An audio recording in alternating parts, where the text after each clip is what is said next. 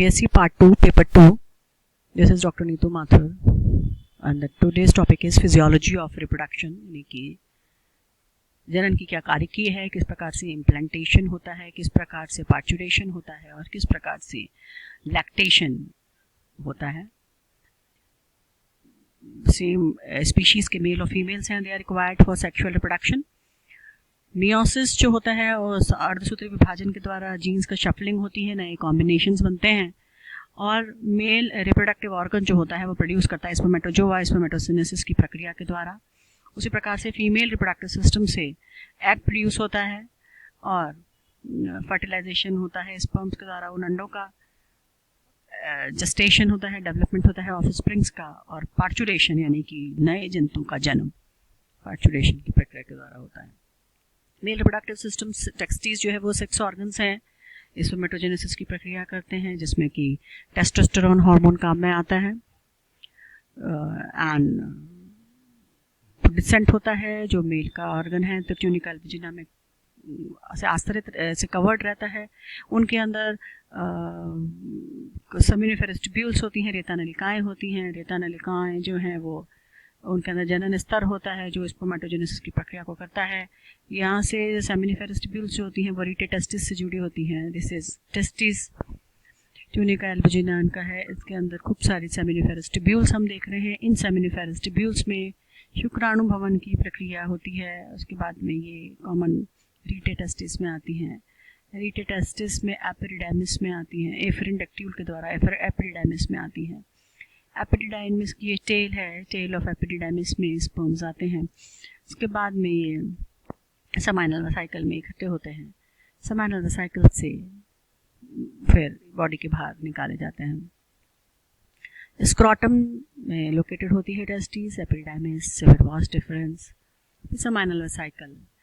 Sex और glands हैं, prostate glands and बल्बोइरेथ्रल gland, जो कि स्पर्म को लुब्रिकेटिंग फ्लूइड प्रोवाइड करती हैं और वो मूवमेंट करता है. ये हमने स्पर्मेटोजेनेसिस के टॉपिक में देख चुके हैं. ये मेल का reproductive organ. This is the process by which spermatogenesis takes place. किस तरह से अंतराली कोशिकाएं टेस्टोस्टेरोन हार्मोन की उपस्थिति में सर्टोली सेल्स के द्वारा न्यूट्रिशन प्राप्त करती हुई वृद्धि करती हैं और स्पर्म्स का निर्माण होता है. ये हम ऑलरेडी देख चुके हैं. इस तरह से ये प्रक्रिया स्पर्मेटोजेनेसिस की होती है और एक स्पर्म, मोटाइल स्पर्म का निर्माण हो जाता है जिसमें कि एक हेड होता है, मिडल पीस होती है और टेल होते हैं. मिडल पीस में माइटोकॉन्ड्रिया की उपस्थिति से एनर्जी उत्पन्न होती है और ये टेल के द्वारा मूवमेंट से स्पर्म जो होता है वो आगे बढ़ता है और फीमेल की तरफ, अंडे की तरफ जाता है. This is all about spermatogenesis. उसी तरह से एग का निर्माण oogenesis की प्रक्रिया के द्वारा होता है और फिर है फर्टिलाइजेशन. इसमें कैपेसिटेशन की प्रक्रिया के द्वारा स्पर्म अपने बाहरी सारे पदार्थों को छोड़ता हुआ हाइलोनिडेज एंजाइम्स के द्वारा इनके स्पर्म के ओवरी के चारों तरफ के फॉलिकल्स को हटाता हुआ, भेदता हुआ ओवरी की दीवार तक पहुंचता है और फर्टिलाइजेशन की प्रक्रिया होती है. रिप्रोडक्टिव फंक्शन को कंट्रोल करते हैं गोनेडोट्रोपिक रिलीजिंग हार्मोन जो हाइपोथैलेमस से रिलीज होते हैं और वो एंटीरियर पिट्यूटरी की ग्लैंड को स्टिमुलेट करते हैं ताकि वो फॉलिकुलर स्टिमुलेटिंग हार्मोन या ल्यूटिनाइजिंग हार्मोन को उद्दीपित करें और इनहिबिन जो होती हैं फिर वो सिक्रीशन को रोकने का काम करती हैं. इस तरह से फीमेल रिप्रोडक्टिव सिस्टम की हम बात करें तो इसमें oogenesis की प्रक्रिया होती है. जो एस्ट्रो और जो फीमेल सेक्स हार्मोन्स हैं वो एस्ट्रोजन और प्रोजेस्टेरोन होते हैं. किडनी के पास में फीटल डेवलपमेंट की प्रेगनेंसी के समय में भी प्रेगनेंसी के टाइम भी वो पेल्विक कैविटी में डिसेंट हो जाते हैं. ओवेरियन कॉर्टेक्स होता है, ओवेरियन साइकिल जहाँ पर कंप्लीट होती है. ओवेरियन मेड्यूला होता है जहाँ पर स्कार टिश्यू और कनेक्टिव टिश्यू प्रेजेंट होते हैं. जर्मिनल एपिथेलियम से ओवरी लाइन रहती है और फिर ओवेरियन लिगामेंट से जुड़ी हुई रहती है. This is female reproductive organ. This is ovary. This is fimbriated funnel, and this is oviduct, uterus, cervix, vagina. This is the structure of ovary जो हम oogenesis में ऑलरेडी पढ़ चुके हैं.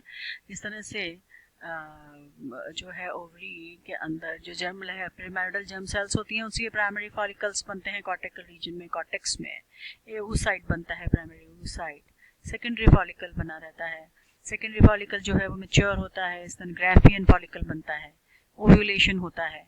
ओव्यूलेशन के बाद में एक जो संरचना बचती है उसको हम कॉर्पस ल्यूटियम बोलते हैं, जो कि प्रोजेस्टेरोन हार्मोन को सेक्रीट करता है। और ये जो ओवम बाहर निकला है वो फिर फेलोपियन ट्यूब में चला जाता है, और फिर इस फेलोपियन ट्यूब के अंदर, यूटेराइन ट्यूब या फेलोपियन ट्यूब के अंदर जिसमें फिम्ब्रिया आगे होती हैं, फिंगर लाइक अपेंडेजेस होते हैं, वो ओवा को कलेक्ट करते हैं ओव्यूलेशन के बाद में। और infundibulum channels the ovum from fimbria into the uterine tube, यहाँ से यूटेराइन ट्यूब में आता है। जब इसके अंदर डिवीजन सेल फर्टिलाइजेशन अगर हो जाता है तो फिर एग मैच्योर हो जाता है। एम्प्यूला जो होता है वो यूट्राइन ट्यूब का कर्वेचर होता है, जहाँ पर की फर्टिलाइजेशन जो है वो इस कर्वेचर पर अकर होता है फर्टिलाइजेशन। यूट्राइन ट्यूब के अंदर की जो ट्यूब होती है, वॉल होती है, वो सीलिएटेड म्यूकोसा से बनी होती हैं, जो कि ओवा जो सीलिया होते हैं वो ओवा को आगे की तरफ प्रोपेल करते हैं, आगे की तरफ भेज देते हैं। यूट्रस एक पियर शेप्ड कैविटी होती है जो कि यूट्राइन ट्यूब से मिलकर बनी होती है, पेरिटोनियम, मायोमेट्रियम और एंडोमेट्रियम से बनी हुई होती है। Now implantation, what is implantation? Fertilisation के बाद में एम्ब्रियो जो होता है वो एंडोमेट्रियल लेयर पर अडहियर हो जाता है फर्दर डेवलपमेंट के लिए, इसको हम इम्प्लांटेशन कहते हैं। एंडोमेट्रियल जो होता है वो एस्ट्रोजन हार्मोन के द्वारा थिक हो जाता है, वेस्कुलराइज्ड हो जाता है, और प्रोसेस होता है मेंस्ट्रुअल साइकिल्स के द्वारा वो थिक रहता है। ऑक्सीटोसिन के अंदर under stimulation of contracts during labour to expel the foetus into the vagina, और जो यूट्रस का बेस होता है वो एक सर्विक्स के द्वारा जो है वो क्लोज्ड रहता है। वेजाइना इलास्टिक चैनल होती है, कॉपुलेटरी रिसेप्टर होती है, और एसिड सिक्रीशन सर्विक्स से होता है जो कि यूट्राइन सिक्रीशन है। ओजेनेसिस की प्रक्रिया इवेंट्स इसमें होते हैं जो कि हमने देखा गोनाडोट्रोपिन, एस्ट्रोजन, प्रोजेस्टेरोन से कंट्रोल रहते हैं। सेकेंडरी सेक्सुअल कैरेक्टर्स को कंट्रोल करते हैं। ओवेरियन साइकिल जो होती है वो डे 1 में हाइपोथैलेमस ल्यूटिनाइजिंग हार्मोन सिक्रीट करता है, releasing hormone. Anterior pituitary stimulating hormone को रिलीज करती है, फॉलिकुलर स्टिमुलेटिंग हार्मोन, जैसे कि primary follicle, secondary follicle develop होते हैं। और उसके बाद में डे 13 तक सेकेंडरी फॉलिकल फुली मैच्योर हो जाते हैं और ग्राफिन फॉलिकल बन जाते हैं, जो लार्ज अमाउंट ऑफ एस्ट्रोजन स्रावित करते हैं।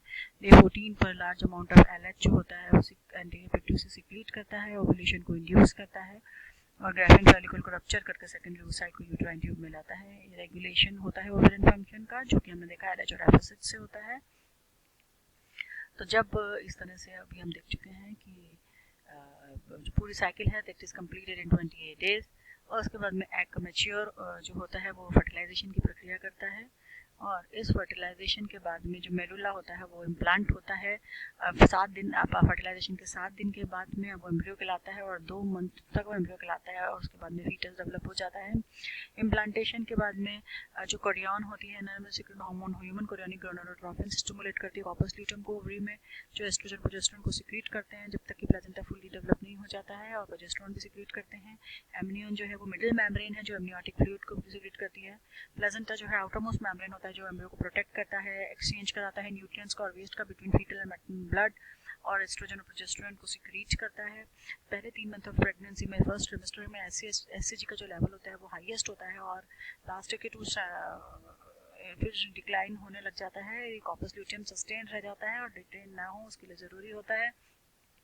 फिर उसके बाद में जो 2 ट्राइमेस्टर्स होते हैं उसमें प्लेजेंटल एस्ट्रोजन और प्रोजेस्टेरोन होता है जो यूट्रस और ब्रेस्ट को इनलार्ज करने का काम करता है और वेजाइना को स्ट्रेच करता है, और there is a sharp decline of oestrogen after birth.